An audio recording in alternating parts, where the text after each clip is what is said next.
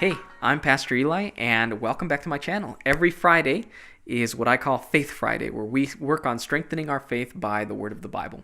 So I'm really excited to share with you what I found encouraging in the Bible this week, and I hope that it's encouragement to you as well. If you don't want to miss out on these videos, do feel free to subscribe and leave a note in the comment if this was helpful to you, or if you'd like a specific verse that you think would be nice to share with others for Faith Friday. This week, like many other weeks, I got to meet with a ministerial alliance here in my town, and almost every single time there's a subject that comes up. By the way, keep a person named so-and-so or so-and-so in mind if they call your church asking for financial help. We've already helped them here at our church this week. So just in case they come looking around, let us know so we know that they're making rounds and just trying to take advantage of churches. This is a very common problem. I didn't know that it was as big of a problem until I became a pastor. For a long time, I didn't know what to do with these kinds of people. I thought, should we really ask what the intention of the person is? Should we just give? Is our moral, spiritual duty just to help people and let them decide between them and the Lord how they use that and whether or not they're taking advantage of the situation? What do we do in those cases? And what I came to the conclusion of in the Bible actually strengthened me a lot, not just in that specific situation, but in general. I want to take a look at the book of Thessalonians, 2 Thessalonians chapter 3, verse 13. This is what it says, and I'm reading from the New King James. It says, "But as for you, brethren, do not grow weary in doing good." This is really powerful. I had to dig a little bit just to figure out what exactly I was looking at there. But the book of Thessalonians, both of them write to a specific congregation, and it has specifically to do with a really big problem that they have. Now that Paul isn't there anymore, a lot of people are really excited. There was a revival and people were converted, and they're waiting for the second coming of Jesus, something that is very good. But at the same time, and I've seen this happen in actual churches in my day and age, people get so excited that they stop worrying about the here and now. And they think, well, let's sell everything because Jesus is coming again soon. My work isn't nearly as important because the Lord is coming. And it can be tempting to say, yeah, you know what? If the Lord really is coming soon, if the end is near, it can be tempting to say, yeah, let's leave everything behind, give everything to Jesus, and then just wait for the Lord to come. It's fortunate, I think, that the Bible actually deals with this issue already. Earlier, in chapter 3, the preceding verses to verse 13 actually talk about how there are these people who aren't doing anything, they're just busybodies. Earlier in chapter 3, we actually have Paul talking about what these people are like. Because this was an issue, it wasn't an issue with all of the members of the church, it was just a couple of people. He says, "We hear that there are some who walk among you in a disorderly manner, not working at all, but are busybodies." Have you ever met somebody who you ask them if they can do something and they're like the first thing that they know how to say is, "Oh, I'm just really busy." And it doesn't matter what time of the day, what time of the year, what time of the week, what time of their life it is. They're always busy with something, but in reality, they're not doing anything. Those are busybodies. Paul is writing about a specific group of people like that here, and he's telling them, stop doing that. And this is where we have this really famous quote from the New Testament of Paul's, that my dad used to quote a lot, and it says, "If you don't work, you don't eat." Paul says if anybody's going to be that way, then they should work in quietness and eat their own bread.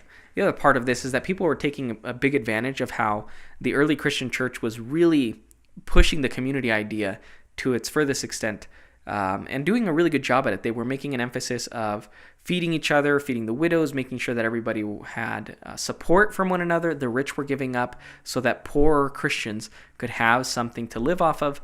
And there was just a really strong sense of community. However, and the same thing happens in churches today and even in non-churches, there's always going to be a group of people that want to take advantage of the situation and get and freeload without giving back. This is what these people were doing. So the two main problems here were that people were taking advantage of the system and they were pretending to be busybodies when really they weren't doing any good at all. And he says, if those people want to continue being busybodies, go do it somewhere else. Don't do it here. And number 2, eat your own bread. Stop feeding off of the community of Christ. It's a really harsh statement, and you might be wondering, well, how is this encouraging to me? Well, that part might not be so much, but the part that we emphasize is verse 13. But as for you, brethren, now he's talking specifically to the church members, the church family that's doing well. He says, but as for you, brethren, do not grow weary in doing good. Has it ever been your experience that you notice that people around you who aren't Christian or pretend to be Christian but are really hypocrites are having the time of their lives? They seem to be doing well in their job. Their family seems to be doing great. Sometimes they're not. But has it ever been the case for you that you see that people who aren't followers of Christ, they're being blessed, it seems like? I know that for me, when I was growing up and I would see that there was all these other people who didn't claim to believe in God and their lives seemed to be a lot better, I would look at myself and I'd say, what's the point of doing good if I'm not going to, if these people are doing so much better? There's a couple of problems with that mentality, one of which I'm going to touch on briefly, and the rest we'll leave for another time. The main and the biggest problem with that mentality is a reward mentality. It's actually a works mentality. It's the idea that because I've done good, I deserve good things. And sadly, that's not the way it works. So it can be really discouraging to know that you're doing good, and then grow weary of doing good and seeing that other people are getting the same results, sometimes maybe even better, by being dishonest. Paul gives an encouragement. Don't grow weary in doing good. Whatever you might be going through right now, or whatever things might look around you with the people that you work with, or maybe even in your own family, your own friends, at school or at work, remember that it's not always going to be that way. And in fact, we should probably wish the best for them, that they would enjoy it as much as they can right now, because those people don't have a hope like you and I do. And it's best to wish that they would have a good time now, because it's not going to be that way always. My main encouragement to you is that you'll keep on going, that you'll continue pushing through. That's why this is called a race. It's called a fight, a war. It's a matter of perseverance. Even when it feels like there's no payoff for doing good, and sometimes there's not going to be in this life, know that we're storing up our treasures where it really counts, and that's in the treasury of heaven. Friend, thank you for joining me today. I have been blessed by this Bible passage. I hope that it's been to you, and I incorporated a little bit more of history and a little bit more background. Let me know if you like that. I look forward to doing some more Faith Fridays, and if you don't want to miss out, do hit the subscription button. I do have something coming up on Monday. I won't be posting that on Facebook or anything like that. I only post the Faith Fridays on Facebook. But if you happen to be watching, you're a pastor, or you know a pastor that you think would benefit, I'm specifically making instructional videos for young pastors or even older pastors on practical ministry tips. So if that's something you're interested in, even if you're not a pastor, you can feel free to subscribe and tune in for those kinds of things. Friend, I appreciate you joining me. I hope that you have a wonderful rest of your Friday, that you might enter into the weekend with peace and with joy. Thank you. We'll see you again next week. Bye.